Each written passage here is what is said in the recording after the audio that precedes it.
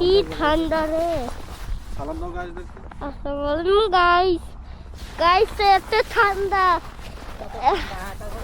বাস্তবে চোখ রোদরা চারদিকে উঠছিল, তো চোখ দেখতে পাচ্ছি না, তো চোখ বন্ধ করে দিচ্ছি গাইসরা।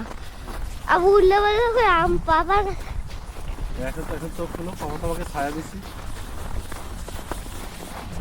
গাইসরা কি বলে গাইস দিকে দেখো। এখানে পাপা তো খারাপ তো চলো। মায়ের শেখ আর এখন বেশি কথা বলতে পারতেছে না। মায়ের শেখ পুরো ঠান্ডায় জমে যেতেছে। আমার অবস্থা খারাপ। আবু গো এখানে একটু পানি বের হচ্ছে নাকি? না, কিভাবে জমছে আঙ্কেল চিন্তা করেন। মাই গড, ভয়াবহ একটা অবস্থা। আমরা নদীর কত উপরে আইসা পড়ছি আব্বু। তারা দেখো কোথায় চলে গেছে তারা আইসক্রিম করতে করতে। এখন মাইনাস কত চলে আঙ্কেল? 12-14 মনে হয়।